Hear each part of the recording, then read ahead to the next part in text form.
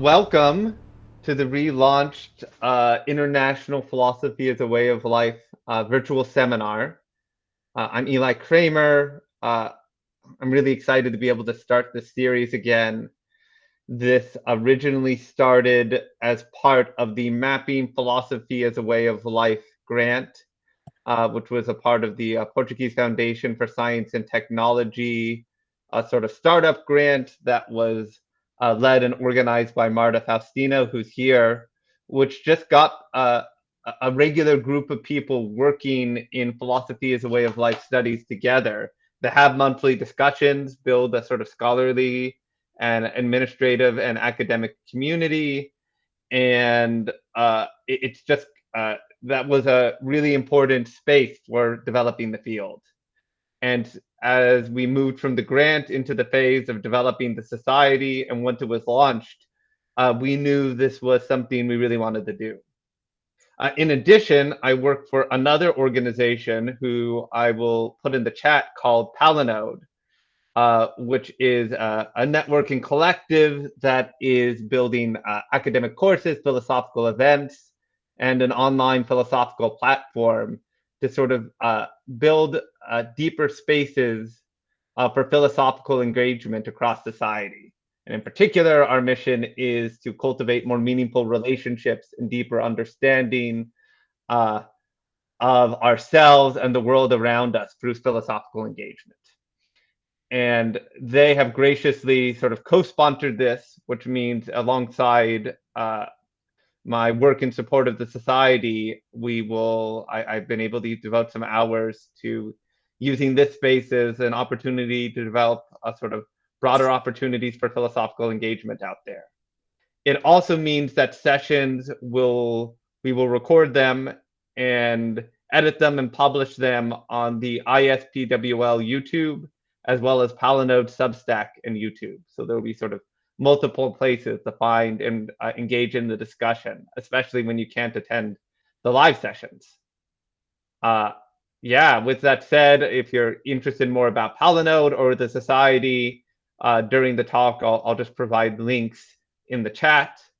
And with that said, I think we should go ahead and have me introduce our first speaker who is relaunching us into this really important dialogue. And part of the reason I was really excited to have Dave present is I really want, especially this year, for the seminar to think about not only just the sort of scholarly exploration of broader conceptions of the role of philosophy in leadership in the world as a sort of academic historical exercise, but what it means to provide work in reconstructing culture and leading our organizations and building spaces for arts of living today. And so I think Dave is really well positioned to do this work. I'm going to admit this, the people who just came in, and then I will introduce Dave and we will get started. So Dr. Dave Haney is the former president of Hiram College and Centenary University, and has served in faculty and administrative roles at several public and private colleges and universities. He has published on higher education issues in outlets including Inside Higher Education and the Chronicle of Higher Education. And he is the author of 2 monographs on Penn State's Literature and Philosophy series, William's Wordsworth and the Hermeneutics of Incarnation, and The Challenge of Coleridge, Ethics and Interpretation in Romanticism and Modern Philosophy. His new book, forthcoming on Springer Press, is Reading Philosophy and Practicing Leadership, Applied Hermeneutics in an Age of Instrumental Individualism. He holds an MA and PhD in English from the University at Buffalo and an honorary doctorate of humane letters from John Cabot University in Rome, Italy. I'll also put a link to his page where he has more on his work, his consulting, his higher education leadership. And I'll just add, I had the wonderful opportunity to get to know Dave through my own consulting work in higher education. There was a little sort of monthly meeting of higher education leaders thinking about the sort of transformed local and community-centered role of universities, particularly liberal arts institutions today. And I got this sort of experience firsthand, the sort of leadership experience he discusses in his book, which I also read and did a blurb for and was very excited to introduce to the group today. So with that, I'm going to hand it to Dave, and I thank you again for being with us and getting us started. Okay, and I should also add, I just listed a couple publications, but since Don Weirs is here, he and I co-edited a collection on Emmanuel Levinas and the 19th century, so which was a really fun thing back in 2009, one of those things he dragged me back into academia for. I really want to thank Eli Kramer as well. I was really 8 chapters into this book before I started kind of, we reconnected, and really it was my introduction to philosophy as a way of life. And all of a sudden I thought to myself, well, this makes a lot of sense in terms of what I'm doing. Two things there. First, certainly a big thank you to Eli. And also, I'm not an expert in PWL by any means. I'm a newcomer to it. So I'm happy to, take suggestions from folks. I grew up in Minnesota, so self-deprecation is sort of part of my being. My wife is on this call too, so she knows that already. And really, just to get started here, and you can all see my screen, I hope. The title of the talk is Hermeneutics as a Way of Life, Philosophy, and Leadership in an Age of Instrumental Individualism. And it really comes particularly from the last chapter of this book, which is under contract with Springer Press, hopefully coming out this year sometime. And I put some information here. And by the way, this whole presentation here, I have sent Eli a link to it, the web version of it. And you're welcome to put that out too at any point. I just assume people not look at it unless they get really bored while I'm doing the presentation. But if maybe during the discussion that might be helpful. Anyway, it's part of this book, Reading Philosophy and Practicing Leadership, Applied Hermeneutics in an Age of Instrumental Individualism. And, it's combining both my interest in philosophy, particularly hermeneutic philosophy, which was the kind of thing I did in my academic career. And then when I started working as an administrator, I realized, hey, this stuff is very helpful for leaders. And so, so that's why I'm trying to bring together here. The pre-read is from the last chapter of this book, which is specifically on PWL. So this really is going to happen in 3 stages here. The first one is to talk about instrumental individualism and what I mean by that. The second one is a very quick romp through philosophical hermeneutics with an idea of why I see that as an alternative to instrumental individualism. And that section is going to have some practical examples which really get into what it means to live hermeneutically. And then the third section is going to be hermeneutics as and philosophy as a way of life, where I talk about the relationship between Hadot and Gadamer. Am I pronouncing Hadot? Is that how his name is pronounced? I've never said it out loud. I just realized. Yeah, and if you really want to be French, with a non-aspirated H. So, Hadot. Yeah. Okay. But by our American standards, because I think by American standards, that was okay. All right. So anyway, what I mean by instrumental individualism, start with Charles Taylor and his discussion of the modern social imaginary. And he has a book called The Modern Social Imaginary, where he follows Benedict Anderson's, who coined that term, I believe.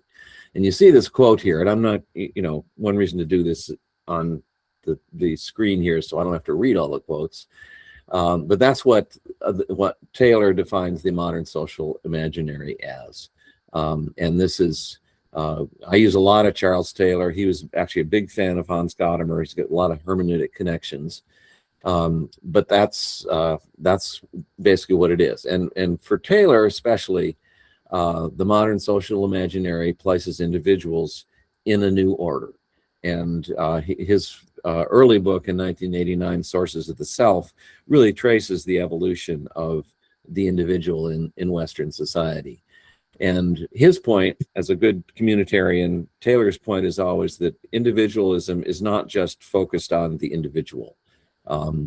It's very different from the previous situations in which being a member of the church, for example, was probably more important than a more important version of where you stood than being an actual individual up until the 18th and 19th century. But modern individualism for him, if it's working right, is really, as he says here, with the individual belonging to a series of other entities. It's still a matter of belonging, and it has to do with the term he uses in in sources of the self, where it's basically impossible to do without hermeneutics. I mean, without frameworks, without in these what he calls inescapable moral frameworks. As he says, the horizons within which we live our lives. Horizon, a very important term for Gadamer, which we'll look at in a minute. But the problem is that these days we're looking at the dark side of individualism. In other words, the self not as participating in a new order in which the individual is part of an economic order, a social order, even romantic expressivism, but just a centering on the self, which is a narrowing of lives. And my point there is that that's kind of where we are in a lot of situations. Here's some examples. And really, the individual self unmoored from a moral order is pretty much evident every time Donald Trump opens his mouth. So though this is a relatively old quote, but I think it really makes the point well that this is the president of the United States saying, I have the right to speak just like everybody else does. In other words, that his right as a person, as an individual, overshadows any kind of organization he's in, including being the leader of the free world. And again, he will finish the Iran war not when it reaches some conclusion, but when he feels in his bones that it's right to do it. The idea that person is with that radical ego is running our country in this side of the world is very scary. Another example, the way people vote based on self-interest. This is a quote from the 2024 election where Trump said he was going to get rid of overtime, taxes on overtime. Well, I work a lot of overtime, so I'm going to vote for him. Not exactly a coherent political strategy. RFK Jr. on vaccination as a personal choice when vaccination is a matter of public health. Higher ed, and this goes back to the Reagan era, moving from being a public good to serve society to being a private good to advance individuals. And then there's a great quote here from one of my favorite individuals, totally unmoored from any moral order, and that's Kristi Noem, who's no longer head of the big organization, but she says here, Antifa, which of course doesn't really exist, it's a loose term for a bunch of different things, and anti-fascism, but it's just as dangerous as Hamas. It really does exist. And as the author points out, if you're accused of being part of an imaginary conspiracy, how can you prove it's a lie? So this is how dangerous it is to have individual statements completely unmoored from any kind of moral frameworks. But it's not all on the right. I mean, there's also the literature of empowerment and self-help is also talking about, as this quote says, taking control of our own life and making positive choices. It has nothing to do with the self engaged with society or anything else. It's just improving the self. And that, so, those are examples of one part of instrumental individualism, which is individuals completely unmoored from the from the moral order. And this is the part that is perhaps most scary. This is individuals unmoored from a moral frameworks using reason as a tool. That's the instrumental part of instrumental individualism. This is definitely not substantive reason, but reason as a tool. And again, this is a thing that Gadamer objects to probably most strongly. and he associates with Aristotle's techne, and Gadamer is for Gadamer is phronesis, judgment in particular situations rather than technical skills that can be learned, are separated from the individual and used as tools. So a lot of different things there that are involved in reason as a tool.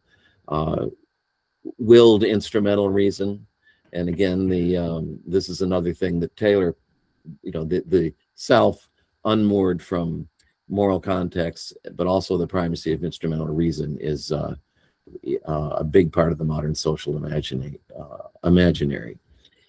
And this treats the self as a disengaged entity, as he says, and that's only, and it's a pretense, or maybe that's too strong a word, of objectivity, but it's only possible from a first-person stance. So it's the individual willing this radical objectivity. And then Gadamer has a very similar statement here, and he refers to the advance of science as producing this willed instrumental reason. And that's what he says here: the aerostraight will, which evokes possibilities into being, constructs them, and realizes them. And some other examples of that, probably one of the clearest ones, is rational choice theory. And this is a quote from Rob's book on called Willful. And you can see here he's criticizes rational choice theory in economics because it's basically students learning to be and oppose agents who are only out for their own advantage, and that conducive to a mechanistic understanding of life. Knowledge is an instrument. So that's that's another part of the using reason as a tool. And it's also a move from understanding to control. And Gadamer talks a lot about this. That used to be the humans wanted to understand the existing order of things, but now it's all about planning and creating an order and controlling it. And again, with self-empowerment, that's that's a matter of trying to achieve control. In the heady early days of modern science, Sir Humphrey Davy in 1802 ascribes humans' new scientific powers as moving in this direction. That all of a sudden we have the power not simply to understand nature, but to master it and use it as an instrument. And again, that was very exciting in 1802. It's a little scarier now. And then there's also an emphasis on means rather than ends. And Gadamer sees this in science. They're busy with methods and possibilities in order to control things scientifically. And again, he says this makes the scrutiny of ends superfluous. And so, and I will say Gadamer's not fair to science. I mean, he was really, when he talks about science, he's talking about, I think, what we would probably call technology now. I mean, most scientists I know are much more hermeneutic than Gadamer gives them credit for. But that's another example of the instrumental individualism is means rather than ends. Plenty of examples of this. Again, the U.S. Congress. I mean, nobody's concerned about improving society. They're concerned about electability. Electability is a means. Being elected is supposedly a means to making political change. But most of them are just interested in being elected.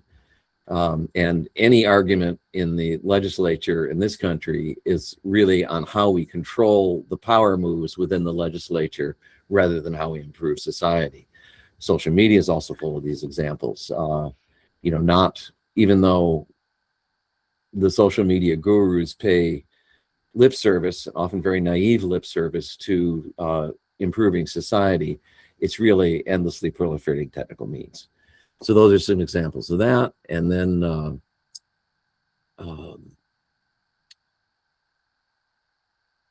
also another, when reason is used as a tool, it can get violent. And this is where we could move over to Emmanual Levinas. And actually, we've got Don Weers here, who's a real expert on Levinas, but this is, and he's difficult to pin down to quick sound bites. His basic philosophy is that first philosophy is accepting the otherness of the other and not trying to put them under any kind of category or control. To put the other under control is to do violence. Now, most of Levinas's family was destroyed in the Holocaust, so the sources of this are pretty obvious. And Nazism is one of the most horrible examples of putting the other under a category in a way that's violent, a category being a Jew, of course. And this is, if we forget about this, if we forget the arbitrariness of freedom, then we're in trouble. And so this is how instrumental individualism can really become violent. And I've got two quotes here, one from Totality and Infinity, and one from his second major book, Otherwise Than Being. And, violence is associated with the ego exerting its freedom on its own. And, we can get into that more if we need to, but that's another example of instrumental individualism. So, not a pretty sight, but I think I see all of those things as just very big deals in the way that humans in the Western world, particularly the United States, are acting these days. Now, let's talk a little bit about hermeneutic alternatives to that. And this is where these alternatives, I've used a number of practical examples here because just to kind of steer us toward how, what living hermeneutically might mean. And I certainly am not going to cover the whole history of philosophical hermeneutics here, but, one of the most basic things, and here's a quote from Fatimo, is that changing the definition of humans from rational animals to interpreting animals. And Gianni Vattimo says, of course, here that that's almost a truism in today's culture. But as I say here, I'm not quite sure everybody got that memo because of the fact that we find very few people really acting hermeneutically and thinking about how we are interpreting animals. That's not fair. Everybody in this room thinks that way, I'm sure. But if you watch what's happening in the political world, especially here, and in the world of leadership, there are, my board of trustees was constantly asking me for data and reasons, and it was really difficult to kind of move them toward, thinking about the fact that this is an interpretive conversation that we need to have. They didn't want that. They wanted a confident leader who would be up there, give them the answers, and balance the budget. I worked at little colleges that were almost out of money, so I was never able to balance the budget, and I was never able to give really convincing reasons. Probably one reason my presidencies were so short. Understanding is interpretation. I mean, Gadamer is very clear about this, that there is not a difference between understanding and interpretation.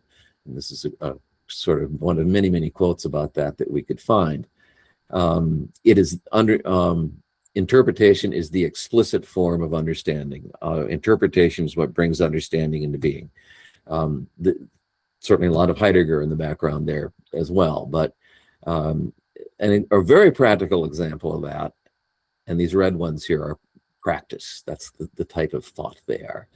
And I spent a lot of time in the book on this, thinking of an institution as an interpreted text. And, the board members would roll their eyes and say, yes, we know you're an English major, but there's some real important truths here, I think.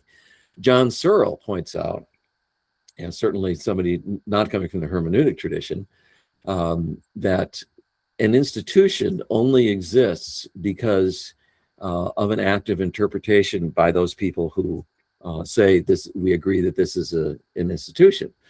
He makes the point that Harvard does not exist as an institution except for the fact that people have made the interpretive move of saying Harvard is an institution.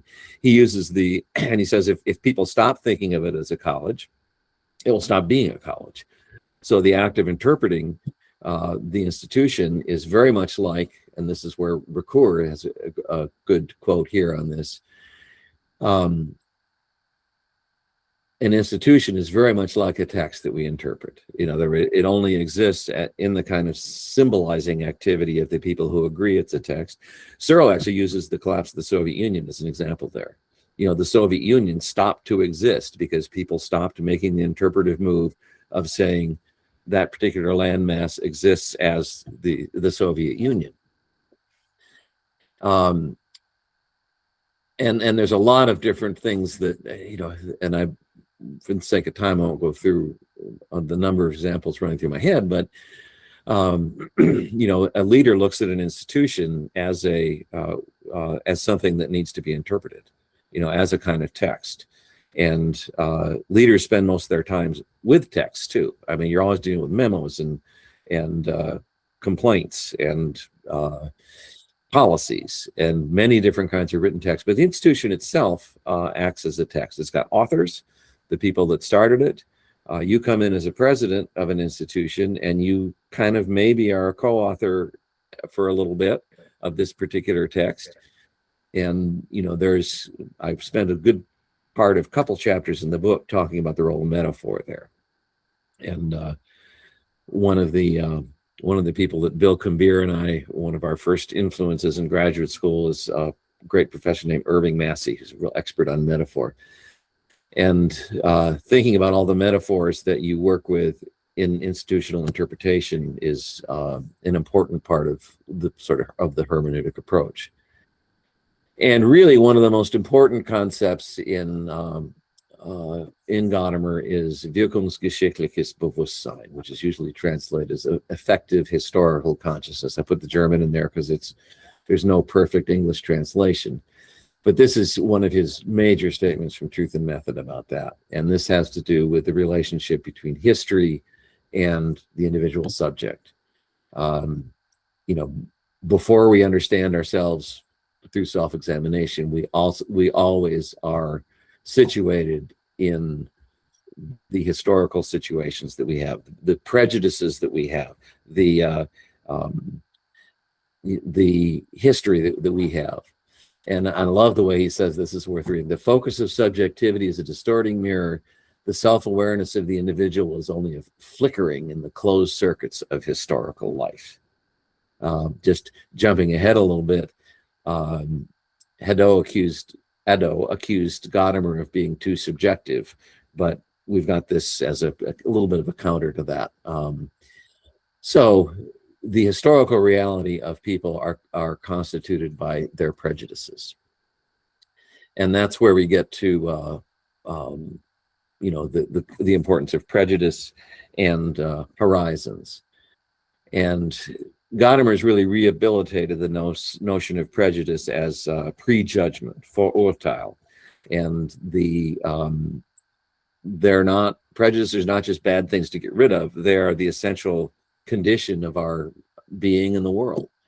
And it is through the it's through the finitude of our horizon, which is bounded by our prejudices as we go into a situation, that we are able to make our interpretive moves. And this is, I found this to be an incredibly useful thing, very practically. I was president of Hiram College in 2020, not only dealing with COVID, but dealing with the death of George Floyd. We had a large African-American student population, and we had some great conversations. Certainly I did not get up in front of them as a white cisgender male and say, I'm not prejudiced. But what I would say is what Gadamer says here is that all of us are conditioned by the prejudices, the prejudgments with which we approach things and our horizons. And the point is try to bring those horizons together. What Gadamer says, fuse horizons. Some people think he means agreement there. I don't think he does. But, that produced some very good conversations and very multi-layered way for students, especially the Black students who are trying to figure all this out, to help situate themselves in their horizons and expand their horizons. It's an incredibly useful concept that really allows you to live hermeneutically, I would say. And then, of course, as I mentioned before, Gadamer really works with Aristotle's distinction between techne, craft knowledge, and the deliberative moral knowledge of phronesis, practical knowledge, as he says, that which recognizes the feasible and concrete situations in life. This is one of the things that leads to what I almost titled the whole book, and is the title of chapter 8, and that's leading without certainty. In other words, it's not, you're not dealing with a totally rational set of reasons that you can just use as a tool and go out there and make truth happen and things like that, even though that's what they expect. And they expect, many people expect leaders to be absolutely certain, when in fact, to me, it's very important to avoid certainty. And, one of the things that I got thinking about was, you need to think of personal responsibility as the opposite of egoism, because you can do some Levinas here. It's responsibility for the other. And if you use the statement, the buck stops here, for many leaders, that means I'm in charge. The buck stops here at my desk. But to me, that means the buck stops here, not because I'm in charge, but because I'm responsible to you and all of you. And that kind of shifts the onus back on, away from the individual. And we'll get back to that. There's some other things to be said about that there. You run through these others. Incredibly important is authentic questions. And for Gadamer, you have to understand a statement as an answer to a question. The point is not to listen just to the statement, but to get beyond that to questions. And these are some just good quotes here from Truth and Method about that. And it also includes openness to the other. And if you're working through questions rather than statements, you end up having to acknowledge that there are some things that are going to be against you, and that's an authentic conversation. I worked with a great consultant named Hal Williams, who was also big on the importance of questions. And he said, go in your next meeting, write down how many statements are made versus how many questions are asked. And he did this with some big corporation once, and it was like the proportion was like 90 statements to one question. And as he points out, I question that is not a question. That's a statement. And so working with questions is, and the questions behind the question is important. Good example of that was this was actually at Hiram. When I got there, everybody said, we got to get more than 1,200 students or we'll never survive. And I said, well, what's the real question there? Is it, do we need more students? No, it's, do we need more money? And we need more money. Well, more students might get you more money, might not, but let's look at the ways in which we could increase net tuition revenue per student rather than just get more students. And there's a lot behind that I go into in the book, but that's an example of, the meeting we hashed that out was a great meeting of that had to do with questions. And what those questions lead to is authentic conversation. And this is really where this is one of my favorite quotes here. This conducting a conversation means you're conducted by the subject matter to which the partners in dialogue are oriented. And what emerges is not somebody's being right or wrong. It transcends the interlocutor's subjective opinions. So even if you're leading the conversation, you don't know where it's going to go. And those are the best meetings. And again, if you don't do that, then everyone everywhere will say that meeting could have been an email. And that's the way to avoid that is to have these authentic question-based conversation. A lot of examples here, may not have time to get to all of them, but at Appalachian State University, I was in charge of a big committee that was worked on student success. We came very quickly to the idea that we asked so many questions we could never define student success. And that was liberating because it allowed us to ask all sorts of questions about what would improve students' lives without having some big certain conclusion. Again, the DEI conversation I mentioned at Hiram and at Centenary really got people into asking authentic questions as opposed to making statements. When I would interview employees, I'd be looking for what I call in a different context in one of my chapters, interpretive competence. In other words, are they able to ask questions? Or are they just going to regurgitate the last book they read on leadership or whatever?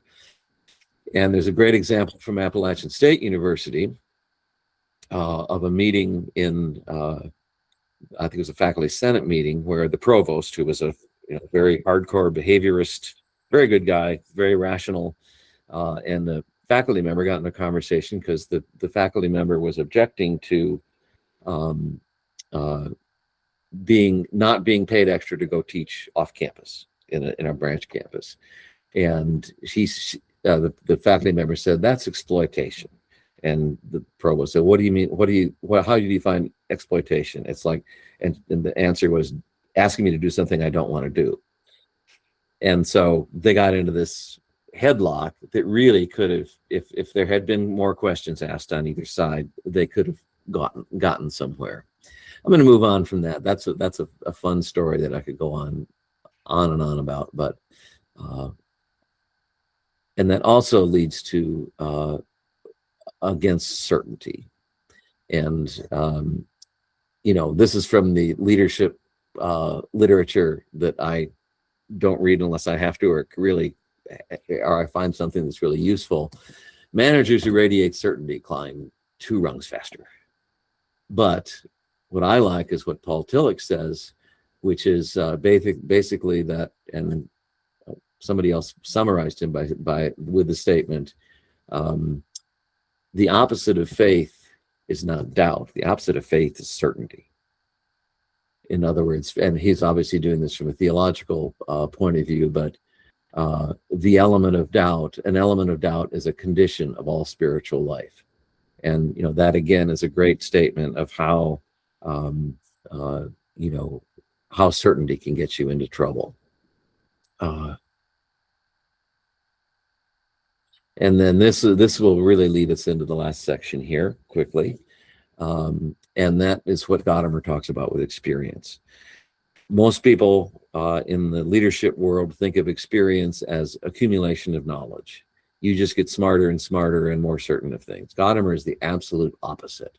For him, being experienced, as he says here, the experienced person proves to be someone who's radically undogmatic, who, because of the experience he's had, is particularly well equipped to have new experiences and to learn from them. And so that you become, you don't get more knowledge, you become more and more open to new experiences and really, really less certain. Okay, so let's move on to hermeneutics and PWL. And here's the basic, and Eli and I have corresponded about this a little bit because there's so many correspondences between hermeneutics and PWL, but they're asking somewhat different questions. Not so much how can philosophy become a way of life for individuals in hermeneutics, but how does human understanding work? And so, and just to work out some of that with Hadot versus Gadamer, they have, and just the sort of historical information here is that Hadot was critical because of Gadamer's so-called subjectivism, but he admired truth and method as well for the emphasis on dialogue. And, there isn't any evidence really that I know of that Gadamer actually engaged with Hadot's work. But, in the 60s in Europe, everybody was reading truth and method, at least on some kind of a level. So they have really interesting different views of history. You can see here for Hadot, intention is recoverable, but if you understand the genre in which the original philosophy was written. Gadamer says trying to recover original intention is the error of romantic hermeneutics. But Despite that difference, both do situate the historian as a historical being with a particular horizon. And this is where there's a lot of overlap here in that second quote. So it's a, we have to, the historians and philosophers of antiquity had long taught that the historian himself is a historical being, with a particular history. Interesting correspondence and divergence on language. For basically that's at the top there, what I think boiling it down to a nutshell is, for Gadamer, the event of understanding is interpretation and language. Those are not separate things. Hadot emphasizes a sharp difference between philosophical discourse and philosophical life. Obviously, that's a huge concept in PWL. And in this sense, Hadot is probably closer to Ricoeur, who actually, and he knew Ricoeur because Ricoeur was one of his professors at one point. And there's also but Gadamer also, in his emphasis on the experience, is really saying that, this will be in the next section, but he's that philosophical discourse is to be replaced by the event of understanding, which again brings him back very close to Hadot, I think. They also are similar but dissimilar on metaphor. And Gadamer and Ricoeur would agree, sees metaphoric transformation as the way conceptual understanding proceeds. Hadot, there's an example of what he says. The history of the reception of that phrase is the history of a series of misunderstandings, but created misunderstandings. Eli's written a great article on this, actually. And so they're similar, but coming at it from a little bit of a different angles there. This is probably the most interesting one. Gadamer really wants to limit the role of the philosopher. And here's a couple of quotes here that says, in Truth and Method, and this is a preface to the second German edition that he wrote a few years after, about 5 years after Truth and Method. We don't need ultimate questions, but we need to know what's feasible, possible, correct here and now. In other words, we have to have this interaction with what's going on right now. And what this does is limits the position of the philosopher in the modern world. The role of the prophet, of Cassandra, of preacher, or know-it-all does not suit him. And then Hadot, the real-world engagement, expands the role of the philosopher. And so this is something that I'd really be interested to hear your perspectives on, because there's so much commonality there in that they're both trying to get away from academic philosophy for real-world application, but Gadamer does it by limiting the role of the philosopher, and I think Hadot does it by, in a way, expanding the role of the philosopher. And do they end? I keep going back and forth on this in my own head. Do they end up in the same place or not?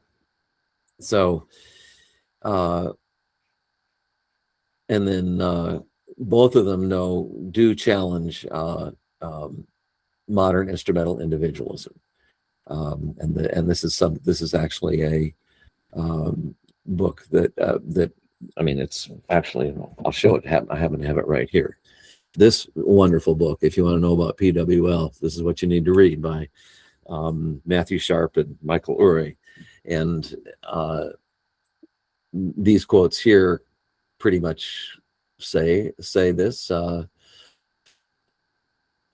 there's also a lot of questions here about ethics.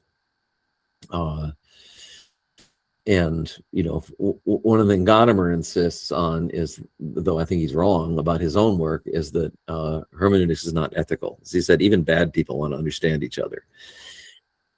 And then, but one of the things that I think Eli and Matthew wrote an article really critiquing the professionalization of philosophy, and really what they're critiquing is the instrumental individualism of modern academic philosophy, which really puts PWL and hermeneutics in line there with the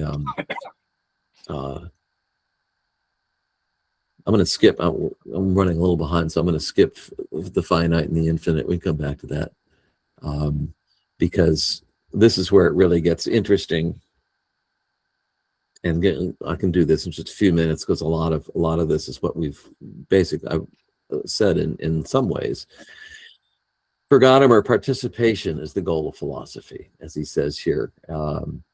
And it's in contrast to objective knowledge, it's the ideal of participation, which is what expands our horizons, essentially.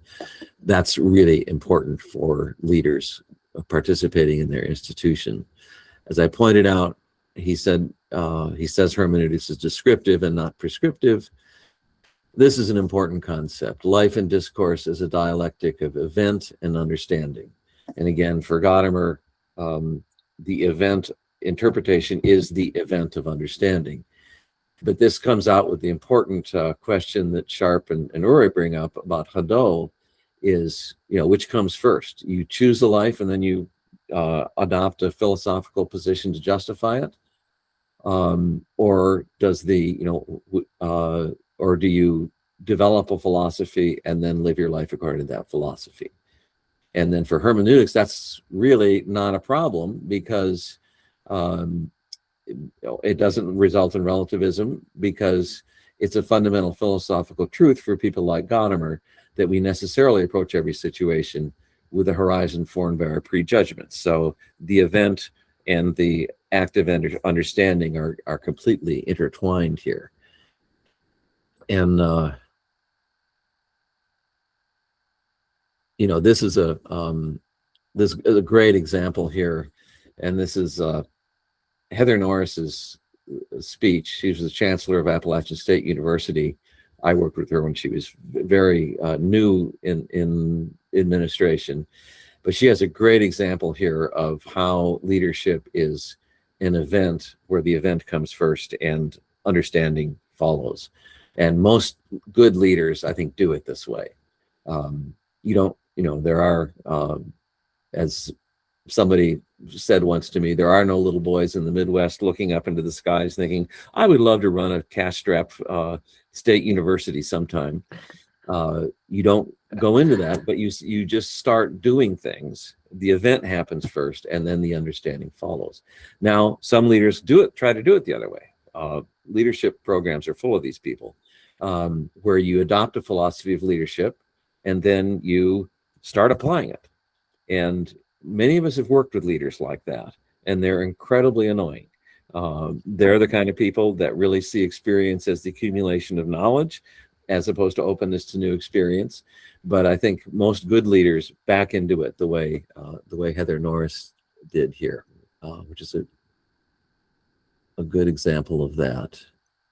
So, living and writing hermeneutically, and obviously this is the person talking here is somebody who just wrote a book about leadership after having spent 20 years doing it.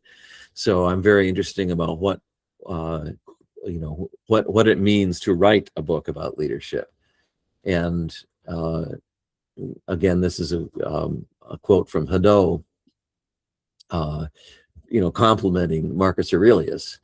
And I think he sees the meditations as the act of a person training himself to live and think like a human being, which I think is a great statement of what self-writing can do, what writing autobiographically can do.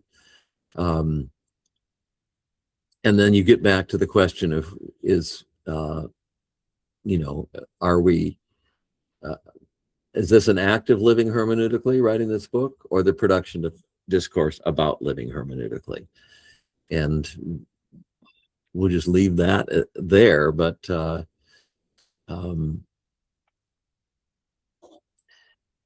this is a kind of a tricky concept from Gadamer about speculative discourse. And he connects philosophical speculation with speculum, or the mirror, or reflection, which is much easier to do in German because Spiegel comes from the German word for mirror, comes from the word for specula. And this is a quote worth reading, as you have to kind of tease it out. When something is reflected in something else, say the castle and the lake, it means that the lake throws back the image of the castle. And you can picture this. The mirror image is essentially connected with the actual sight of the thing through the medium of the observer. In other words, speculative discourse is not just reflection about something. It is the act of the castle being reflected in the lake, where what is really there, the castle, is very actively connected with the sight of the thing because of the medium of the observer, the interpreter. And so, and this is I think this may be the last sentence in my book here. The event of understanding, the writing of this book, connects what's there, the castle, leadership, all that, with what is not there, the reflection about it. So that's how it connects my history as a leader with its reflection in the hermeneutic philosophy, and the writing process is really what connects the two. So again, with Gadamer's emphasis on event and understanding being event and understanding being so closely connected, then that, to someone who's really trying to think and live hermeneutically, there isn't a separation between the discourse about the life and the life itself. It's all tied in there. I actually wrote my PhD dissertation on autobiography and Wordsworth's Prelude, where he kind of comes to that the self-writing really was an act of preparing himself. That's why he calls it the prelude to, what was going to happen later. There's also an important concept in Levinas here that fits with this, and he makes a distinction between, this is in Otherwise Than Being, between the saying and the said.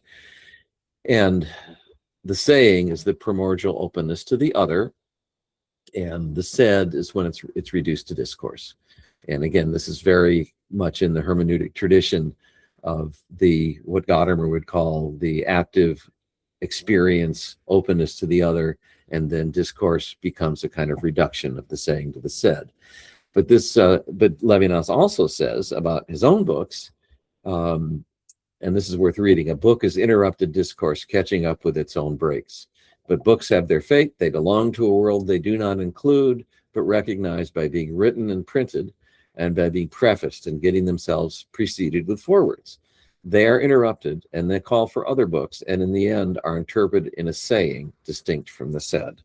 In other words, you send your book out there, and yes, it is a said. It is a discourse that is, in some senses, reductive and compared to the primordial openness to the other of the saying.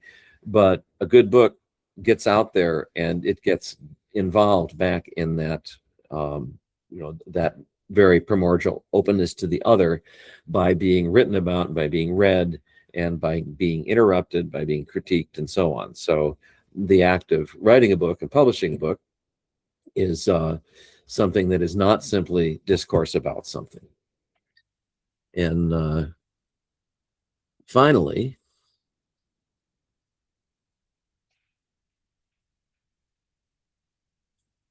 this is something that a quote from Ricoeur's Oneself is Another, I believe. No, this is Time and Narrative, I think. Anyway, I can't remember which book this comes from. I do have a complete bibliography here. If you want to get this presentation, everything I've referred to is in that. But he says, by narrating a life of which I'm not the author as to existence, I make myself its co-author as to its meaning. And, there's a whole lot about Ricoeur and narrative here that we could go to, that we probably don't need to, but, the narrative unity of a life combines fabulation and experience. It must be seen as an unstable mixture of fabulation and actual experience as you give your life meaning. So writing about a life is exactly that. And then this is actually the last paragraph of my book here. Obviously, writing about leadership is very different. Right now, I really prefer writing about it than doing it in my retirement. There's very little room for reflection when you're in the midst of being a leader. writing about it's all speculative, and you never know whether what you see in the mirror reflects experience in a way that makes sense, alluding back to Gadamer's image of the castle and the lake. But the writing also provides openings because, it's helped me understand my career differently, having written about it, and what Heather Norris calls, with a great phrase, the unimagined trajectory of what is to come. The act of writing makes one a co-author, and in these senses, hermeneutics as a way of life keeps presents multiple dialectics that vacillate between and connect the application of hermeneutics to the experience of leadership and the discourse, also experiential and life-changing, about the life of leadership. One of the things I end the book with is I grade myself on the 5 times that I've 7 times that I've quit a job. And was I being hermeneutically aware when I did it or not? Or was I exerting instrumental individualism in order to advance myself? And really, I'd never kind of gone through that exercise of looking at all those things. And, my grades ranged from A- to D. It wasn't too bad, but, there's certainly, if you can get into the mindset of thinking about living hermeneutically and leading hermeneutically, and if I had been more in that mindset in some jobs, I would have probably either stayed on longer or done better. But you're living in a world in which instrumental individualism is the coin of the realm, and so even on the simple level of running a meeting, most of the people in the room are going to be seeing themselves as individual selves, pushing forth and using their reasoning as tools. And one of the jobs of a good leader is to kind of cut through that and get them to think hermeneutically, get them to ask questions, get them to think in terms of the questions behind the questions and so on. I've got one chapter in the book called where I about what I call interpretive competence versus critical thinking. And critical thinking is very, to a certain extent, a product, and not always a bad product, of instrumental individualism, but it needs, in my view, needs to be expanded by a hermeneutically informed, what I call interpretive competence, where you add everything I've been talking about to the rather instrumental reason act of critical thinking in order to put it into a larger hermeneutic context. I also have a chapter on expertise and innovation, which are 2 of the most annoying buzzwords in higher education right now, and how expertise is exactly what Gadamer is working against here. And in fact, he uses expertise as an example. And it's not that expertise is bad. I have 2 brand new knees thanks to the expertise of a wonderful knee surgeon at the Cleveland Clinic. So it's not like expertise is bad, but expertise is not necessarily the end. And the same thing with innovation. Innovation for itself is a problem. Okay, but it's 4 o'clock on my clock, 4:02 on my computer. So, and it's obviously a different time for many of you in other parts of the country and the world. So I'll stop there and, be happy to open the discussion to whatever you want to do. Well, thank you for the applause. I appreciate that. Thank you for that really wonderful talk. I see we're already getting questions, and I think we have 30 minutes for build some understanding here. Okay. Well, first, thanks, Dave, for that very clear overview. I did read the pre-read, and you covered everything that was in that and much more. But I have a question about horizons. I remember years ago when you were starting to read Gadamer that you tried to tell me about it. And one of the things that I sort of understood was this idea of horizons, but I haven't read Gadamer. And I'm wondering if how one in a leadership situation could introduce the idea of horizons when it's quite likely that one's interlocutors don't understand it the same way Gadamer does. In other words, I was really glad that you used the cliche, you cited the cliche, expand your horizons, because I think most people who say that are not talking about horizons in the sense that Gadamer is. And how do we, I guess the question is, how do we come to realize our horizons? And then if we can get closer to that, how do we kind of encourage others to realize what the horizon is in Gadamer's sense? Well, okay, that's a good question. Of course, horizons are determined by your prejudices.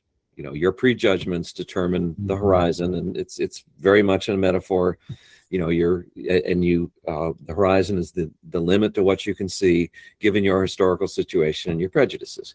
Mm-hmm. And so the point is to try to expand that horizon, particularly in dialogue where horizons connect with each other. He says fuse horizons. Some people that don't like Gadamer say he's too much on agreement there. Doesn't necessarily mean agreement. It means, because fusing, and it's the same in German. If you're fused to things, you get an alloy. You don't get you don't get any kind of identity. So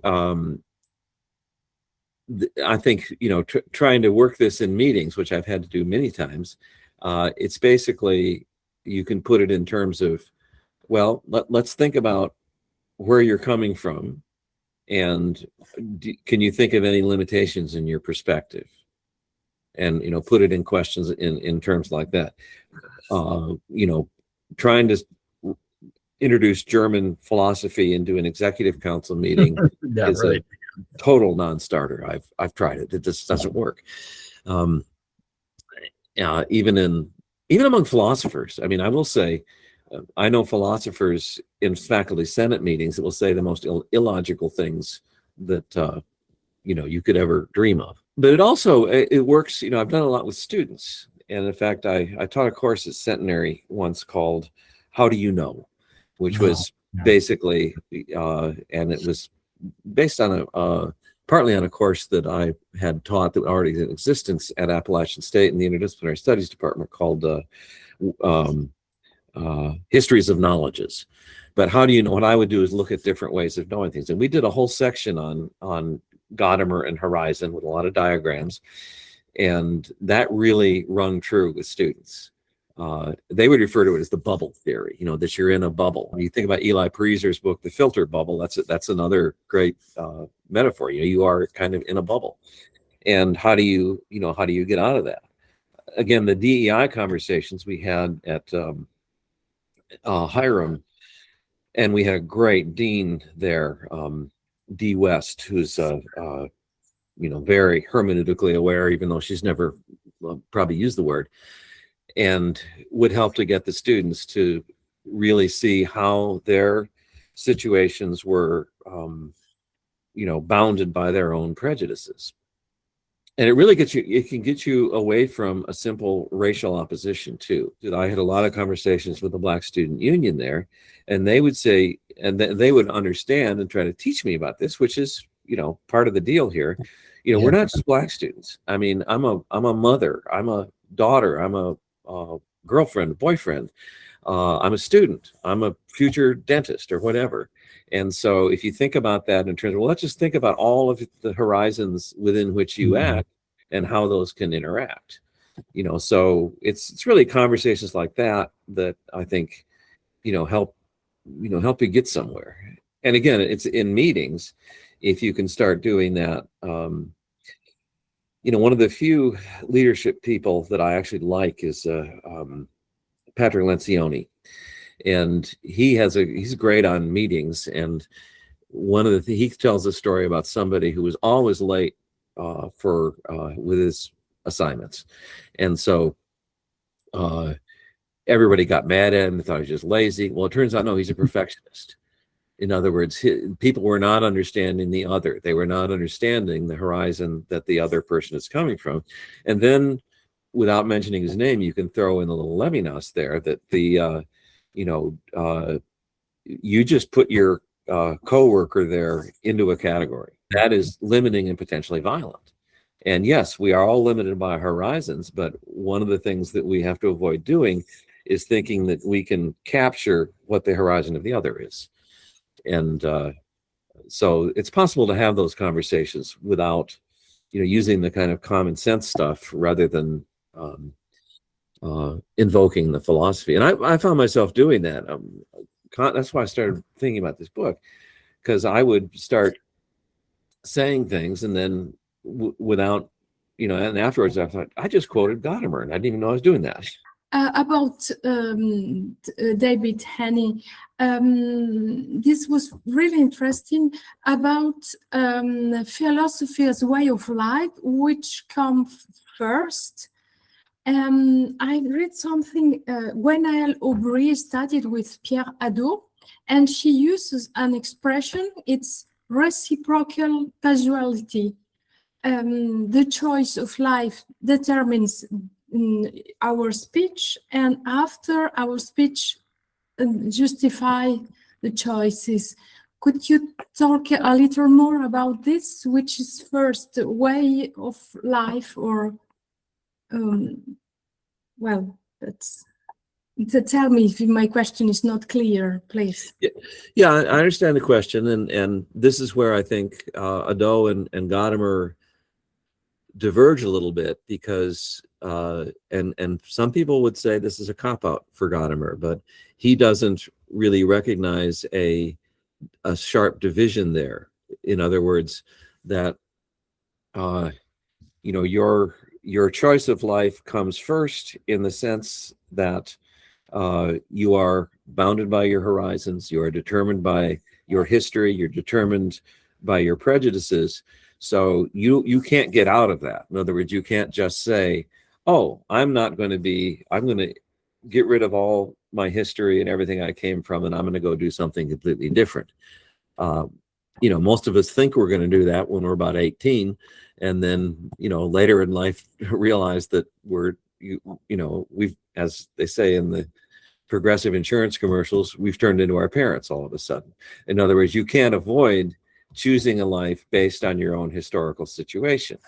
But on the other hand, you can come at it from the other direction, from a Gadamer perspective, that very choice of life is also determined by what you read. It's determined by how you, if you think about, what I said about reading an institution and reading the life around you.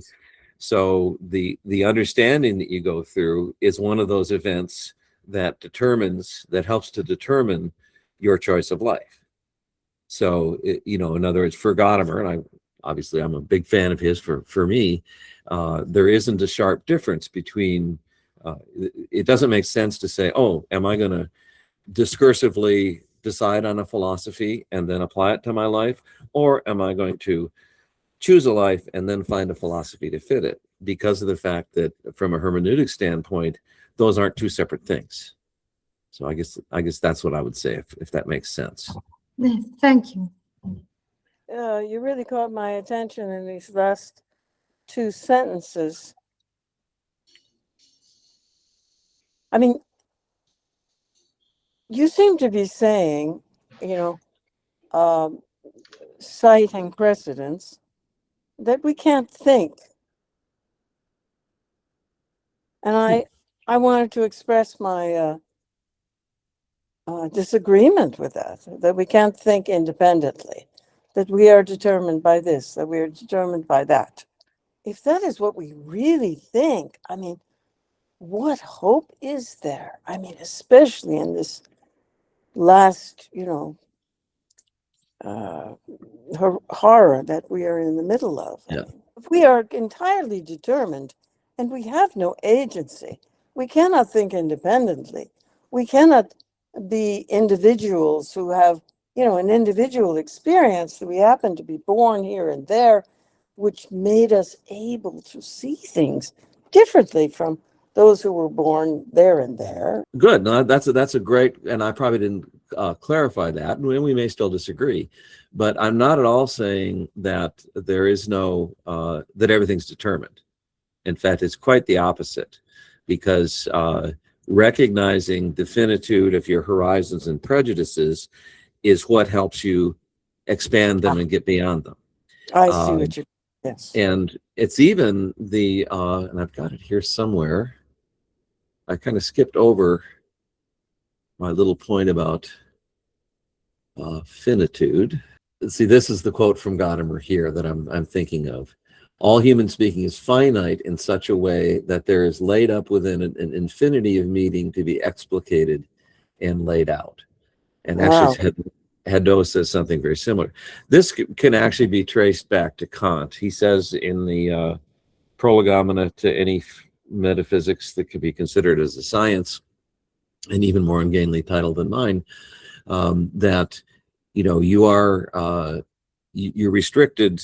You can't see the noumenal. You can't see things as they really are. You are restricted to the phenomenal, what can be presented. But the boundary of the phenomenal indicates the noumenal beyond it.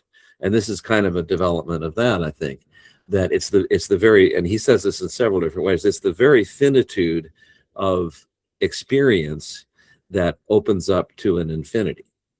And because you are, if you think what you're doing is just, and I don't mean to, this is not what you're saying, I don't think, but if you think you can just accumulate knowledge and ultimately achieve some truth, that's what cuts things off. In other words, the hermeneutic position, from my point of view, is what allows, an infinite expansion of horizons, basically. And yes, you are conditioned when you go into a situation by prejudices, and this is this is hard to deny. I mean, when you walk into a room, you wouldn't know what to do if you didn't have the prejudice. This is a room I'm walking into. In other words, you have to have you have to approach situations with prejudgments, or everything would be chaos. In fact, Kant actually says somewhere that if we could actually see things as they really are, all we'd see is chaos. In other words, you have to see them within the categories. And I don't want to turn Gadamer too much into Kant, but it's for. Yeah, but isn't that obvious? I mean, is that something that, has that really given us any help? I mean, isn't that obvious? I mean, yes, of course, I assume that, when I talk to you, I mean. Yeah, but I think it does produce hope. I guess that's what I'm saying, is that recognizing that there isn't a straight line way for the ego to use reason to simply think in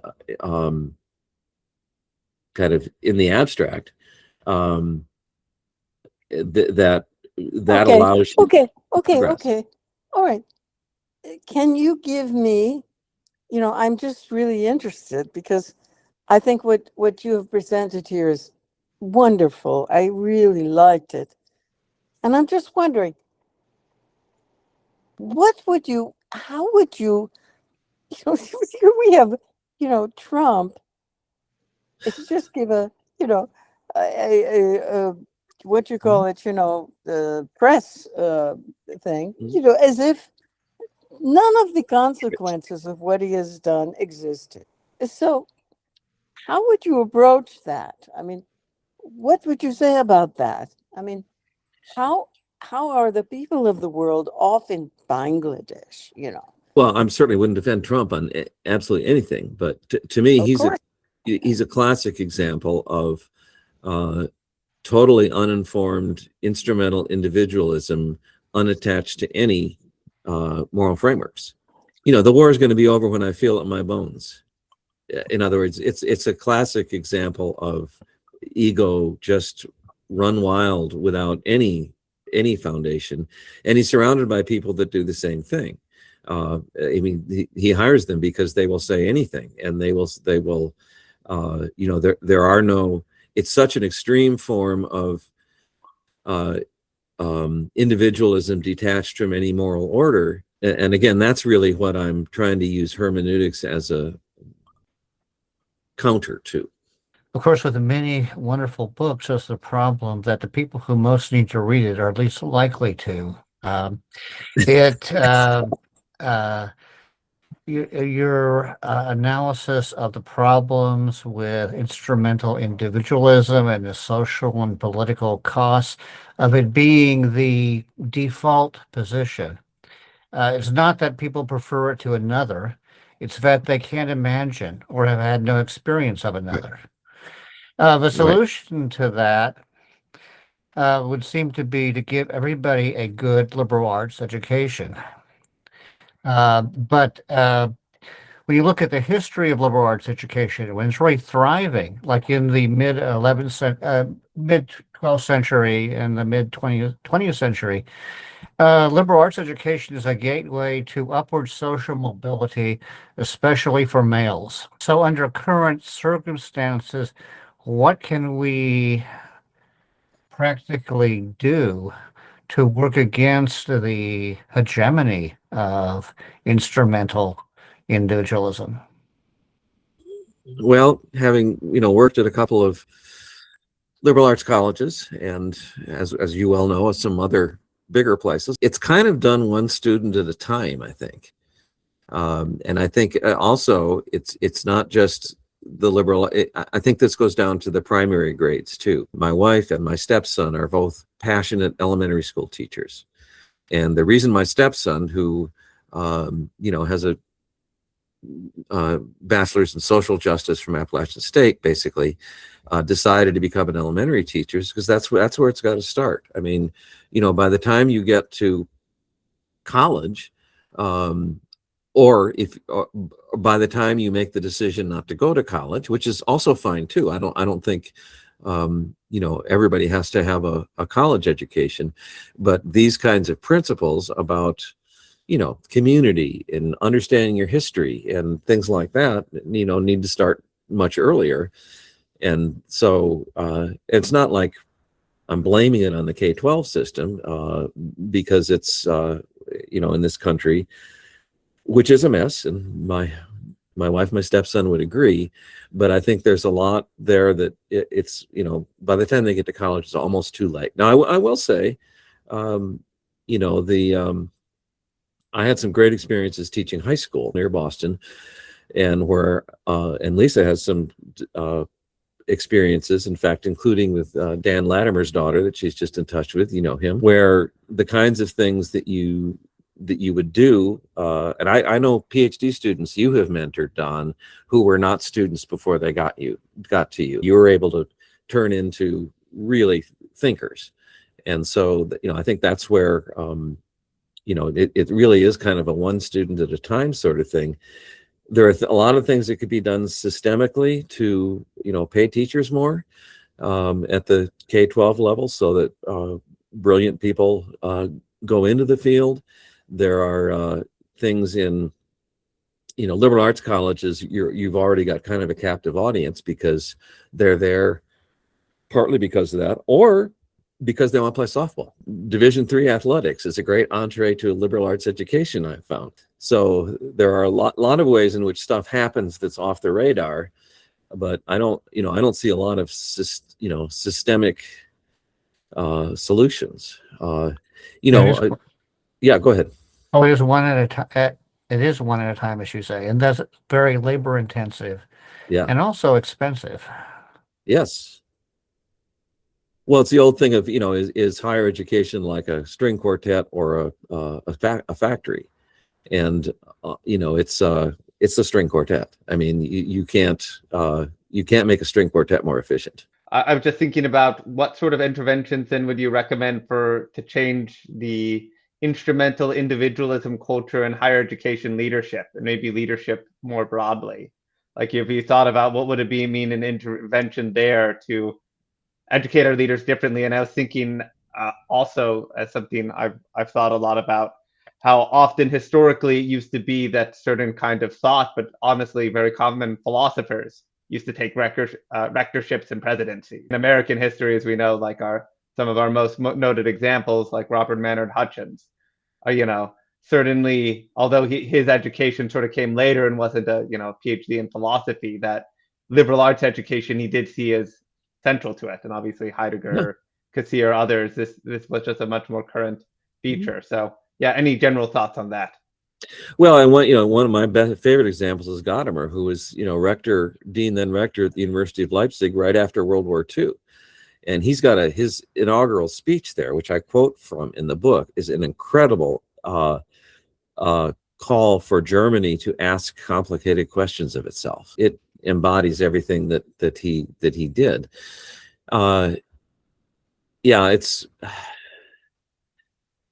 that's a really tough one. Well, the first thing I would do is get rid of boards of trustees.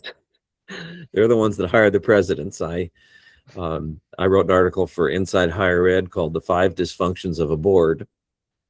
I could only, of course, write it when I was no longer looking for president's jobs, because it would certainly appear. But there are a lot of things built into the way, especially at private college. That's true in a different but similar set at public colleges, where trustees are, usually people from business that have no understanding of higher education, and they're going to hire somebody that looks like them intellectually.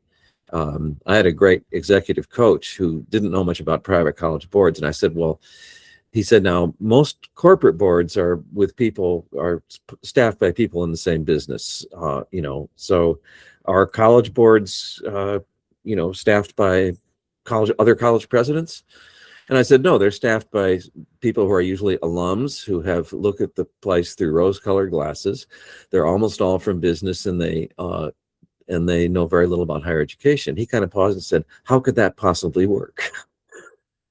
But that's, it's and it's also in the kind of career path. There are fewer and fewer faculty becoming presidents. It used to be, you would, you'd be a faculty member, and then, you'd be called back down to the cave to lead for a while. And then, and I think that was probably a good model. We also have, the accountability structures of higher education also need to change. I mean, they're at their lowest point they've ever been right now, of course. But, you're so busy as a leader worrying about, if the Democrats are in power, are you violating Title IX? If the Republicans in power, is there a transgender athlete that snuck onto a team? So you really, it's very hard to, as a leader, to get back and do what you need to be doing as a teacher, which leadership really should be more mentoring and teaching. And there's some great people out there that do that. I'm not saying I was one of them necessarily. I was too. I never lasted very long in a presidency. I got too pissed off at the board of trustees. But I think there are some major shifts there. And on the other hand, I will defend the American higher education system too. Eli and I had this conversation. I mean, both Ernst Cassirer and Gadamer came over and taught in the American system and absolutely loved it, because of the fact that there was more open conversation going on. And, there's a lot of things about American higher ed that, that I think Europeans could have learned something from. I spent a year in England as an undergraduate, and, experienced a very much more kind of European system, but also some great things about that in England, especially the lecture and then the tutorial. The tutorials were wonderful. So, there certainly isn't any particular answers except to get smarter people in there. And again, part of it is the instrumental individualism of careerism. In other words, the people that become college presidents are sometimes people that said, damn it, I want a college president. I want to quadruple, sextuple my salary. And, so I'm going to go ahead and try to become a college president. And those are the absolute worst kind. Again, that's why I quoted Heather Norris from App State, that, she backed into it the way a good leader does. And you suddenly find yourself, in a leadership position. Well, speaking of both the how to help students get out of this instrumental individualism mode, a different model of leadership, and some of the innovative things American higher education can do, I do want to quickly promote right before we close out here, our Yes. next session, the last Thursday of next month, will be Cam Bellamy and Philip Francis, who are Cam works for Springboard, which is helping the micro college movement. These are places that were built on the model of places like Deep Springs. And Philip Francis is a philosopher at the Segoin Land Institute. And my hope was to put you two in conversation. That was very intentional, personally, to sort of think about how we do that reconstructive work. But so you've laid a really wonderful foundation here. I want to give you another round of applause. I'll do this little virtual symbol, and you really got this conversation going in a wonderful way. And there are people here for sure for the Hadot conversation, both about the hermeneutics, and I had lots of thoughts about action, discourse, and life, but that will be for another deep conversation with us. And Matteo was in the room, and a few other people we can have that with. And we also need, before we go, we need to also promote another book, and this is by one Aaron Stoller and Eli Kramer, which is a forthcoming book of essays on pragmatism in higher education, which really talks about many of the progressive experiments that have happened in higher education. And that's going to be a reading that answers some of the questions you were saying. Yeah, that will have this. I'll just say it's with Lever Press. It's in review, and assuming everything goes well with the sort of final parts here. There's lots of our ideas that just give a bunch of examples of institutions shaped by American philosophy. And if you want an example of an interesting story of what happened with Black Mountain when it tried to escape the Board of Trustees problem, we have a nice piece by Brian Butler, who is at UNC Asheville and is actually on both sides of the issue, both the not having it and an erector and executive leadership team that's gutted the humanities. So thanks for promoting that, and I'm happy to connect people if they're interested in those subjects, and Morehouse and Antioch and all those peculiar places in the American tradition. Right. So with that said, thanks everyone for coming. Thanks for staying on. This was a great group. I'm happy if you weren't able to answer a question or want the dialogue with Dave, just reach out to me and we will, put you all in touch. So I hope you come to the next sessions. We will do spreads of the scholarly to like the Cam and Philip Francis, which will be about places trying to build this place for philosophy as a way of life and humane learning, and then lots of cool history of philosophy things coming up too. So stay tuned in the schedule as more events come up. And thanks everyone again, and we'll stay in touch. So thank you from me too. Thank you, Dave. It was great. So I really thanks for leading us off so well.